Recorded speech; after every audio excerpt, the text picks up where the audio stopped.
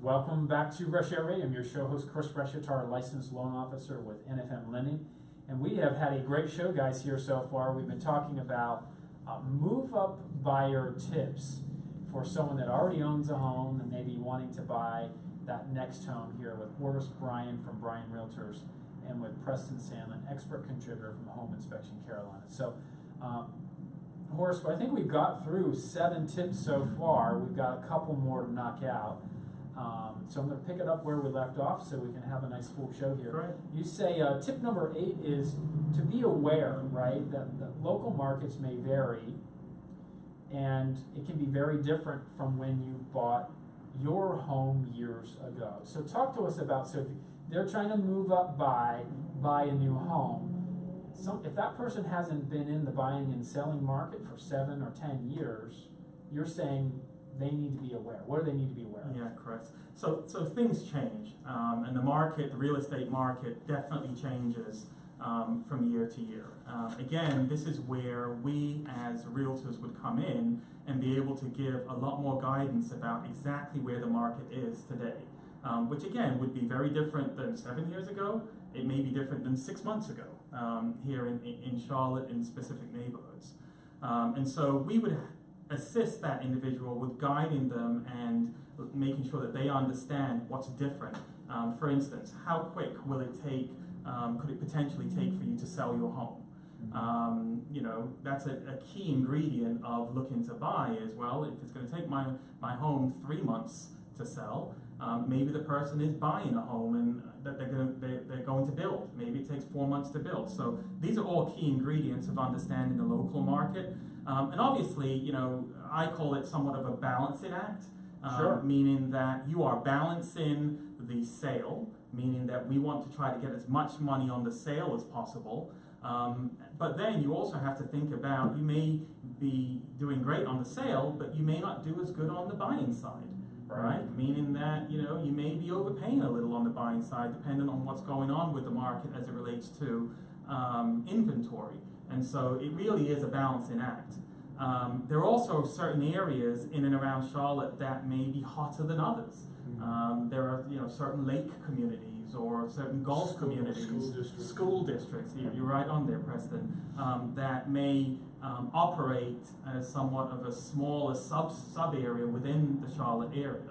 And then also it's important for folks who are looking to buy that they may be, you know, they may need to look at writing an offer fairly immediately, which makes folks somewhat uncomfortable. You know, if you're sleeping in a seller's market, it's going to hurt you if you're looking to buy a home. So those are all kind of key ingredients of understanding the local market and understanding the fact that things may be very different now versus, you know, years ago when you last bought or sold a home. Right, yeah, and just that awareness is super important because there are differences in local areas of Charlotte, and it may be very different from when you bought and sold Absolutely. a long time ago. Well, and there's also like, you know, information that Horace might know, you know, like they're getting ready to build something here that could Absolutely. either, you know, increase your property value positively or negatively, or, Sure. they're getting ready to put a landfill over there. You know? Yeah, absolutely. That's why you need someone like Horace to, you know, because he's gonna find out and research all these things. Alrighty, so I think we're on the very last tip here. Tip number 9 is work closely with your realtor on timing the new purchase with the sale. So I know we kind of touched on some of these throughout the show. You say here, make sure that all required repairs are done on the sale. So wait a second. I had a pre-inspection and I did all these repairs. What are you talking about repairs done before the sale?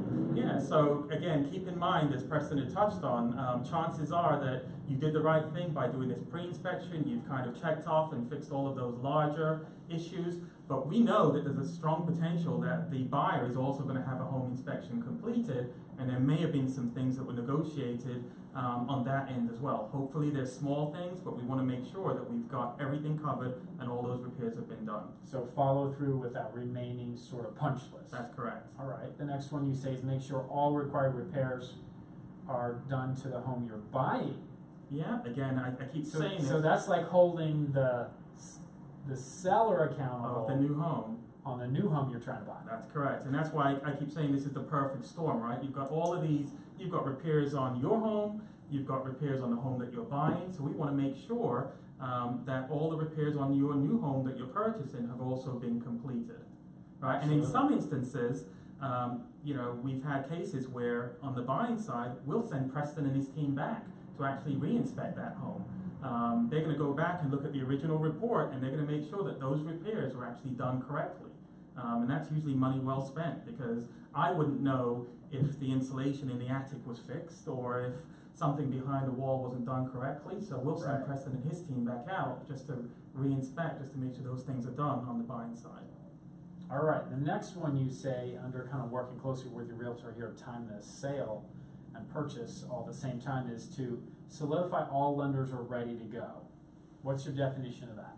Right, so on your sale, you want to make sure that the buyer's lender confirms that their mortgage is looking good and that they're going to close on time. And then on the buying side for you, for your new home, we need to make sure that we check in with NFM and make sure that the mortgage there is good. So again, and you're also staging these closings, right? So do you close on the same day? Do you close on the sale and the buy, which is very difficult to do? So you've got to make sure that same all attorney. Do you use different attorneys? Right. A lot of moving parts. But then again, that's where having a realtor that you're confident with and lenders who are good at what they do and communicate well. Yeah, you know what? I'm going to jump in here and say, we have a transaction that our team here has been working for probably 2 months now, and our buyer's loan has been final approved and cleared for close for over a month. But her buyer, right, because she's a move-up buyer, her buyer's loan was having problems, and we have to keep extending the interest rate. We've moved the closing date like 6 times now. Wow. So on our side of the deal, I was actually calling the realtor and the mortgage lender on her buyer's transaction, because we don't know our timing without knowing their time, right? So there's a lot of moving parts that need to align. And we've been ready, right? It's just the buyer's side hasn't been, and it's going to work out, but there's a lot of moving parts there. So, all right. Another one that you say is be prepared for some stress, right? So cortisol. Yeah, I know this was a stressful show to plan for, a lot of moving parts, right? But yeah, I mean, you're living this. That's the thing that people forget about, is we can talk about it here and try to prepare you if you're thinking about moving up into another home, but you have to rely on good professionals to take care of it. You have to expect that there are going to be times when you may lose it, and a lot of times, myself and Horace, we'll be there to hold you together. Absolutely. I mean, I've had clients cry on the phone. I've had clients get frustrated, angry. You name every feeling in the book, right? And it's not necessarily always personal. Sometimes it's just that there's so much to manage that it will tax you. Yeah, I think it's a great point, Chris. Yeah. And then the last piece, you say communication is key. Absolutely, as easy as that. We're always talking. In today's high-paced world, you can text, you can email, you can call. I'm sure there's some stuff you can do in smoke and clouds, but you really have to make sure that you are speaking with your clients and that you've got really great open communication. Yeah, I think my thought in addition to that is you have to work with professionals who will communicate good and bad. Because what I see a lot in this industry, and I've been doing this for almost 20 years now, is that someone will say, well, this lender promised this X, Y, and Z. And I say, yes, but you have to call the 1-800 number to get to that company. And when something goes south, right, and the realtor is not allowed to talk to your lender, right? Nobody's allowed to talk to your lender but you. And then when something goes awry, are they really going to pick up the phone and communicate, hey, we've hit a wall, here's how we're going to solve it? A lot of times I've seen experiences where they don't get any communication back, and that's just the worst thing ever. The worst thing that a professional in our industry can do is hide. Absolutely. When there's bad news. You got to deliver bad news quicker, actually, than good news. Yeah, great point, Chris. So that's part of communication. So we are actually just got a couple of minutes here left, so what I'd like to do is, Horace, you had mentioned that you'd be interested in, for anyone that references that you were on this show, Resh Air Radio, this particular show talking about move-up buyers, that you're willing to give a special incentive. Absolutely, Chris. So for any of your listeners, as you said, that makes the reference to the show, I'll provide a $500 Realtor credit towards their closing costs on the purchase or listing of a current home. Right, so if you're buying, great. If you're selling, great. Awesome. I'm going to add that if somebody does business with Horace, whether it's a buyer's inspection or pre-inspection, we'll do $25 off through this month and February. Awesome. Thanks so much, Chris. Awesome. No, it's great. So appreciate those incentives. I know that listening to a radio show doesn't always compel you to pick up the phone, but let me give you my phone number and I can connect you to my professionals here in the studio. It's area code 704-277-4463. That's 704-277-4463. Again, you can listen to the show in its entirety by going to reshairradio.com.